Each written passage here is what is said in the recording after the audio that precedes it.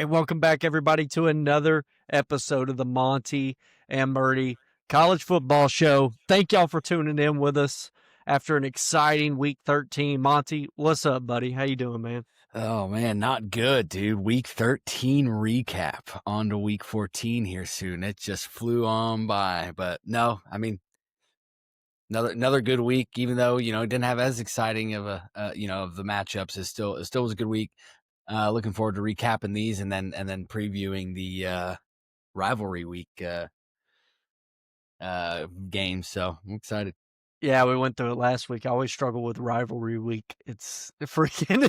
I remember last year's episode during this week. It freaking eats me up. Rivalry week.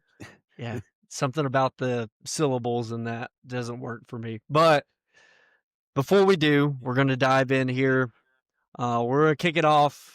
Norman, Oklahoma. Missouri came to town. OU ended up getting a win, 17-6. And we're gonna switch it up this time. I'm gonna let you dive into this game first, and then I'll see if I have any follow up. Yeah, I was actually. It's funny that you actually let me do this one first. I watched this full game. Yeah. But no. So once again, obviously, from what I noticed, once again, OU wins with a not so wild stat line. I think they only yarded Mizzou by a couple yards. I think it was like 290 something to 280 something or whatever. Well, Mizzou actually had technically 300.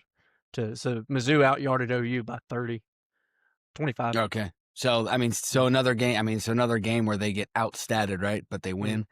But no, OU was able to rely on on that defense again, and I don't blame them. I mean, if you can rely on it, do it. Ahmad Hardy, we talked about it last week. He ran for 300-plus yards against Mississippi State. He ran for 57 against OU. And the whole Mizzou team ran for 70 total this game. So it's like you have one of the top rushing teams in the country go against OU's defense. I mean, if that doesn't certify you as a defense, I don't know what does, especially Ahmad Hardy, who will likely, I think they announced the finalists today, I'd have to look, but will likely be a finalist for the Doak Walker Award. I'd be shocked if he wasn't. Yeah.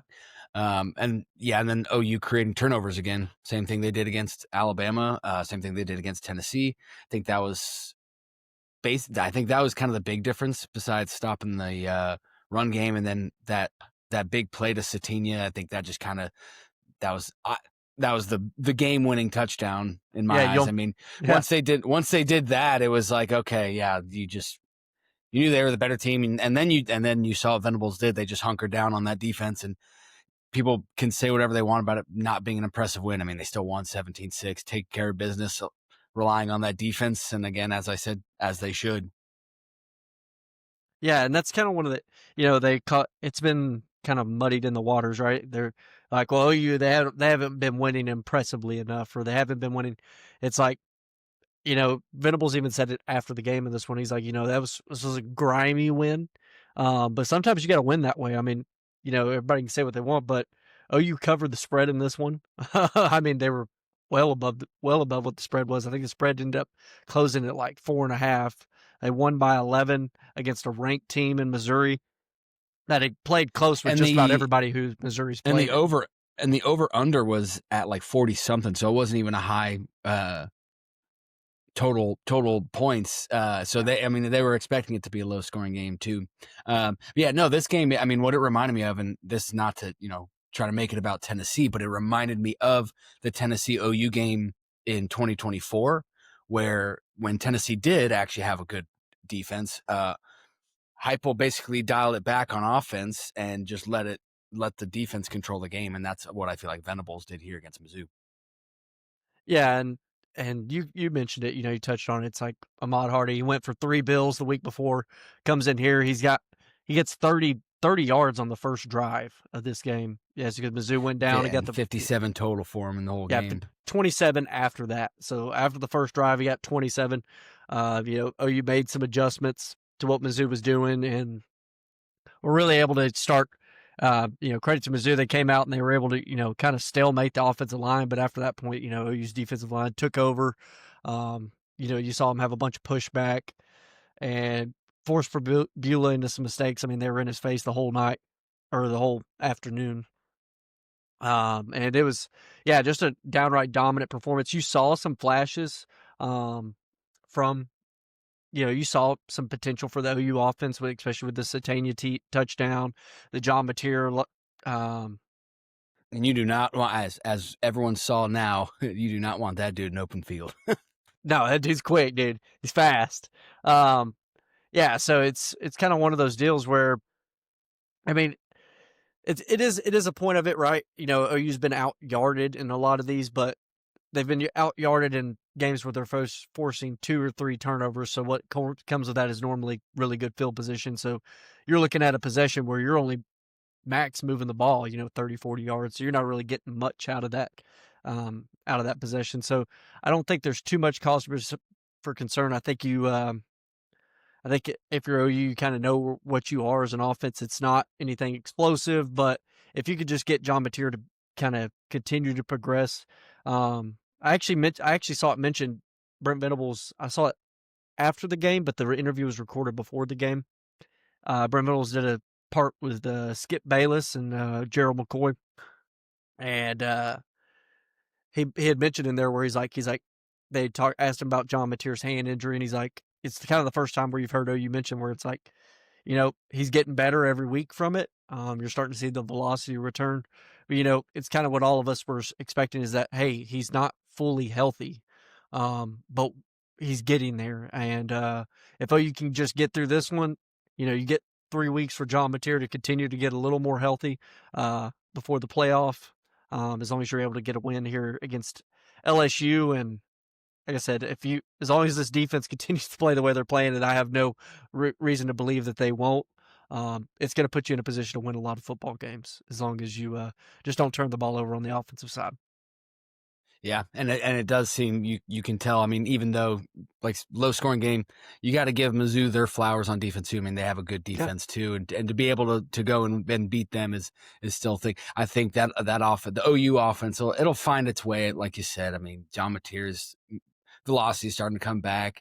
The big play potential, as we saw, is starting to come back, and it's coming at the right time. So I'm not too worried about OU. I mean, hell, we were concerned about the gauntlet of a schedule they had this year, and they're staring at 10-2 right in the face come this next week 14. So that speaks volumes to it right there.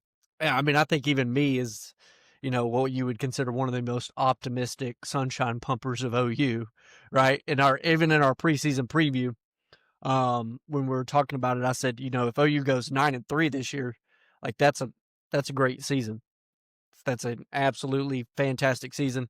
Now you're looking at an opportunity here to go 10-2 in a game that you're favored in by 10 points. So we'll see. We'll touch on it in the preview episode that we got for Week 14. But a lot of things exciting there for OU, and a good. Missouri beat them last year, so a good kind of good get back at Missouri there, in Norman. Yeah, So that was a heartbreaker too. People might forget that one. that was the strip sack, Jackson Arnold. Yeah, that one's going to be a painful memory for a while. But hey, got the get back. So got to get back. But no, so yeah, USC at Oregon was the other game we talked about. I believe we disagreed on this one, but Oregon won in Eugene 42-27. Obviously, the rain ended up not happening, which that was kind of one of my concerns. The weather wasn't, the greatest, but USC was still able to throw for over 300 yards. But Oregon's defense, obviously, they were still able to limit that offense, which is hard to do, for anybody. Keeping them under 400, like that is kind of limiting them, right? Where they're only rushing for 52 yards, like they're unbalanced. That's what I was getting to. Yeah, it's like they threw for 300, which you kind of knew Mayava's capable of doing that against anybody. But yeah, holding them to 52 on the ground, and they've actually kind of established a ground identity this year. USC has, and so to be able to hold them to that, and then on the flip side, Oregon running for 179 on the ground. That's sounds like old school Oregon, right? With the Anthony Thomas and those dual threat quarterbacks. But one thing I really wanted to know, we don't talk about the big uglies up front a whole lot, but Oregon's O-line, I mean, they kept Dante Moore clean again. they're in the running for the Joe Moore offensive line group award, I believe. So got to give the big dudes their credit.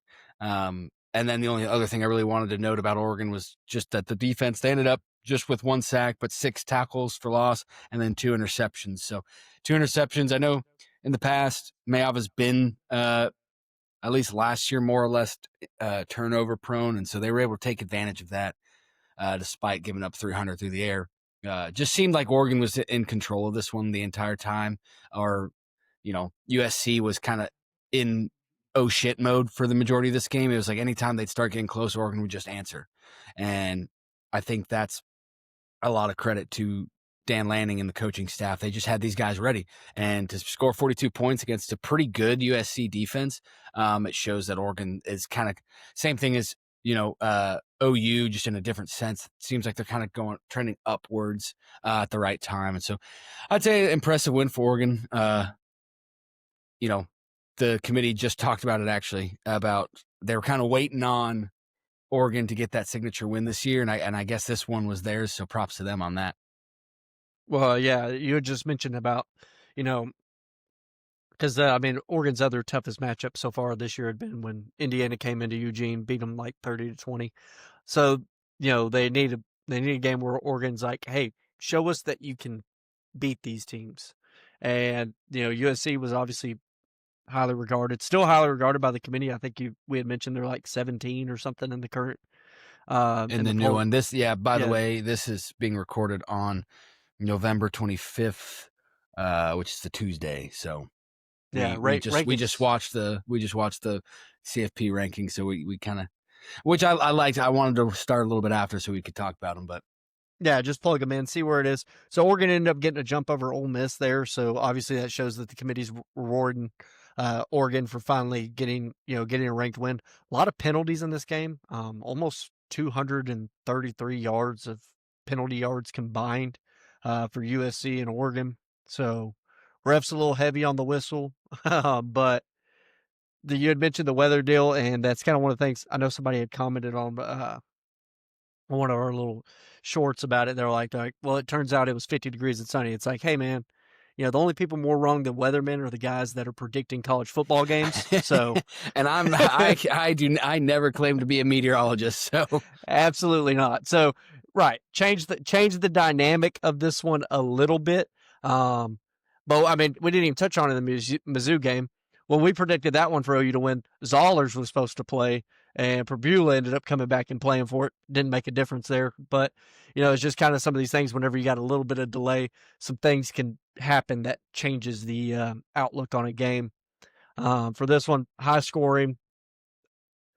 Still, so I have a note here. USC is better on defense. I think we can all agree that they collectively this is probably one of the better defenses that a Lincoln Riley coach team has had. Absolutely. Well, that's why he basically gutted the defensive staff from last year to this year, and they definitely picked it up. Yeah, but this game is kind of an example of it's better, but we're not there yet. You know what I mean? We're still not that complete football team. Because in reality, if you go as an offense and you score 27 on Oregon, you want to think that you're going to give yourself a chance to win. However, it's just, Oregon scored when they scored it's a 34 with a minute to go in the second quarter. I think I'm seeing that right. Yeah. Minute to go in this second quarter, they got up to 34.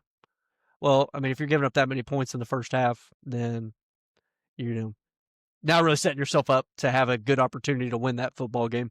Oregon probably that was what I was concerned about going into this game, was that I just think like USC, when this was going into this game, like I said, USC is a good team, but I thought Oregon was just way better. I still stand on that USC's defense is light years better than what they used to be. Actually light years better than what any defense Lincoln Riley has coached. It's just the fact that, Oregon's Oregon, and they are the better team. They have the better talent. I'm not saying USC can't or won't, but like right now, this year, the talent favors Oregon, and you saw that in this game. But it is Dan Lanning. He's more established at Oregon than Lincoln Riley is at USC. We'll see what ends up happening with those teams being in the Big Ten. But Yeah, so like you got that one right. You predicted that one right. Now we're gonna go to the one I got right. Georgia Tech versus Pitt. Pitt won 42 really to thought they'd turn this one around. 40. Pitt wins 42 to 28. Georgia Tech looked like they were going to rally in the second half there. They were making a comeback. I'm trying to pull up the recap score so that way I can see exactly how it. I have it. I kind of had it noted, kind of how it shook out. If you want me to start, Yeah, go ahead. it was So it was. I actually made a note that it was actually more lopsided than the score indicates. They won by 14. They did kind of close the gap, but Pitt came out they started hot. They started with a 28-0 lead over Georgia Tech. So it was 21-0 at halftime, and then it was 28-0 out of the gate, and then they scored.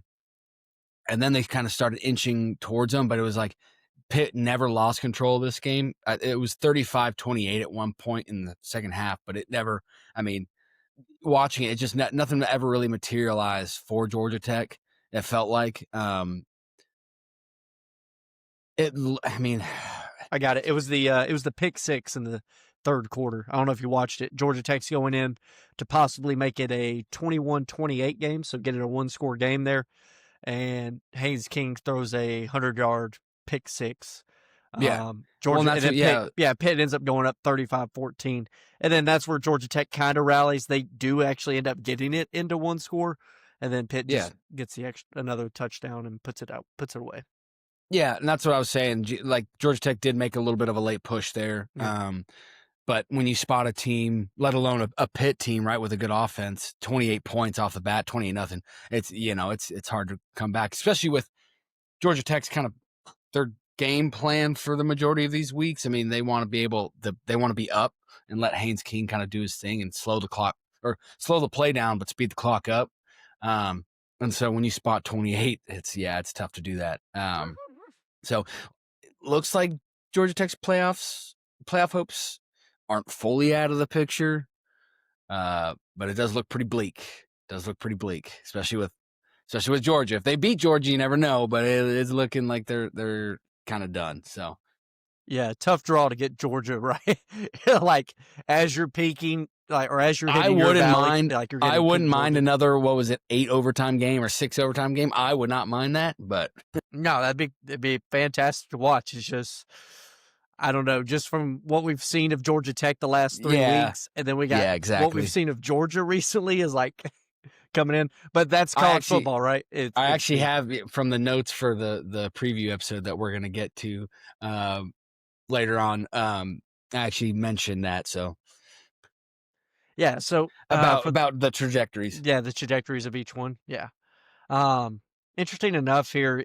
Man, it was just what I'd seen from Georgia Tech the past 2 weeks. I don't know if I wanted to ask you this question. Like Brent Key has been mentioning a lot of head coaching talk. I wanted to get your opinion on whether or not you thought that kind of played into, what we've seen from Georgia Tech here recently. Like, is Brent Key distracted with possibly other stuff going on?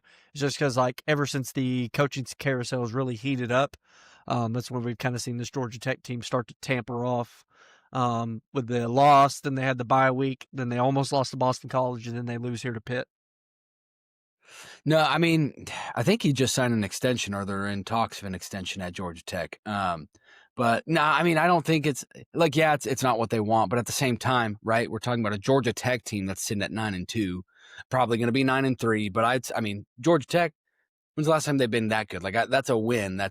I would extend Georgia. I would try to do everything in my power to extend Brent Key at where are you going? There you go. Didn't know if you were slipping. No, but I'm moving it. You're good. No, but yeah, I think Georgia Tech right now with 9 wins this season, possibly 10 in a bowl game or something, like that's a win for them. Do I think he was distracted? No, because like I said, I'm pretty sure he either signed an extension or he's about to. They were definitely talking about it. So no, I don't think he was distracted. Same thing that's happened in Miami basically the past 2 years, right? Mario Cristobal, I wouldn't say is distracted, but they get to this, back end of the season in their ACC games. It just seems like they just can't quite finish, the season. Which it's the toughest part, right? That's when everybody's trying to play their best. Usually, some of your biggest games are going to take place in November. Right, and that's the thing is in November college football, that's the toughest part. Your guys are banged up. Georgia Tech's a very physical team, so they're definitely banged up. Whether they're actually injured or they got hurt guys, but you're banged up in November, and then you're playing teams that don't have much to play for, like nothing to lose in Boston College, right? And then you got Pitt, who has everything to lose, right? And you expect Georgia Tech to be in that same boat, but they've kind of relied on the first half of the season. I think it's very similar to Miami this year. It's a long season. I think that's just what November is for a lot of these teams. Yeah, but it kind of makes us feel like, Narduzzi wasn't lying 2 weeks ago when he said he didn't care about the Notre Dame game to go and be able to come in here and win this one. It's like, well, maybe he was telling the truth. Yeah, he's probably telling his team before the Georgia Tech. He's like, guys, we got to win this one. We got to win. You can't make me look bad. I'm gonna get cooked all off season if y'all don't go win this football game. Oh man. All right, so let's dive into our last one. We don't have that much for you, like we said last week was kind of a less potent matchups. I mean, yeah, the SEC outside of pretty much Texas and OU and Missouri and Arkansas, they all kind of played a smaller non-con game. And then you only had the Big Ten. They're only going to give you about one good game a week, so that's about what we got out of it. So we'll dive into the Big 12 last matchup we wanted to touch on. Both of us predicted this one correctly. BYU ends up going to Cincinnati, winning 26-14. And for this one, man, I've gotten a lot of heat from BYU fans this week, but it kind of as we predicted, right? We both said Cincinnati is a team that has difficulty stopping the run, and if BYU is able to run the football, which is going to travel, it's going to make the travel to road environments, and they're going to be able to play defense. If that's the case, it's going to be a long day for Cincinnati, and BYU is going to be able to go in here and win this football game. Almost exactly what happens. Cincinnati can't stop them. BYU ends up running for 265 yards, 5.4 yards per attempt. That'll do. If we're getting a first down after first and second down handed off, that'll do. Yeah, I mean, that was what I noted, story of this game was the BYU run game, but even more so the story of the game was that LJ Martin, 32 carries, 222 yards and 2 touchdowns. And they totaled, 265 on the ground. He had 222 of them. Yeah. So, I mean, this guy ran all over the Cincinnati defense. And, on the flip side, BYU's defense held Cincy to 87 on the ground, right? So kind of what you were saying, Cincy not so good against the run. BYU's defense able to, take control of it. And I think those were the difference. But props to that LJ Martin, man. He had 6.9 yards to carry. Insane clip. I did get some heat from BYU fans. I'm not going to touch on it too much. I haven't even actually told you about it. I got to do a whole. I haven't. So there's a whole deal on the X on our X account. BYU's, they're always bragging. They're saying, "Why is BYU not in the playoff? Why are this kind of crying, moaning, that sort of thing?" And one of them mentioned, they said, "Hey, there's no reason why BYU should not be ahead of OU. What has OU done to be in the playoff, and BYU's out of the playoff?" And all I said was a simple comment. I was like, man, BYU's offense could play the entire game, play every snap. I'm like, and they would still lose to OU. I'm like, OU's defense would turn them over, score some points, that sort of thing. But we'll make sure to clip that one. Yeah, make sure to clip that one because I'll go ahead and catch heat for it again. Like I said, I already did once. So, note to Blanco there. Go ahead and clip that one. But yeah, it was BYU. They're able to run the ball. We'll see. It looks like they're set for a matchup with Texas Tech. And like I told those BYU fans on X, everything's in front of you. If you want to get in the playoff, go beat Texas Tech, and you're going to be in. At the end of the day, that might be what it takes. But everything you want is in front of you. You have a path to it. Go do it. but another solid win for BYU. They're able to run the ball against teams where they, we saw what happened whenever they matched up. LJ Martin wasn't able to play in that Texas Tech game, so we'll see if that changes the dynamic. I mean, obviously, when you got a guy who can go for 222 yards, might help you run the football, but they didn't match up very well as far as O-line to D-line. Texas Tech definitely had a significant advantage there last time they matched up. So we'll see what happens, assuming both those teams win here this coming week, and they both end up making the Big 12 championship. Yeah, sneaky game here for BYU. It's in Provo. I'm not too worried about it, but hey, UCF 5-6, trying to get a bowl game. Trying to get a bowl game. Trying to get a bowl game. Don't sleep on them. BYU's favored by 17.5, but you just don't want to look past anybody, right? Exactly. That's all I got for this episode, man. I know it's kind of a short one for y'all, but like I said, we didn't have a lot of games to touch on last week. I'm sure, as always, the preview episode is probably going to be a little bit longer. So, Monty, you got anything else? Not for this one. I was just going to say, that preview episode that we're going to do later on. I got some notes. So, yeah, so y'all stay tuned for us. Until then, man, I thank y'all for tuning in. As always, subscribe to the show, follow the show, man, comment. If y'all hate what we were saying, let us know. I don't mind interacting with y'all, taking a little heat. Monty takes his fair share of heat. I take my fair share of heat for the takes we have on here. At the end of the day, man, it's football. We're probably all going to end up being wrong at some point. We'll all end up being right. But we enjoy conversating with y'all, and that's why we do this whole thing, is we just like talking ball. So till then, we will catch y'all on the week 14 preview episode for rivalry week. There you go. I was waiting for it. And we'll catch y'all then. Thank y'all for tuning in. We'll catch y'all. Peace.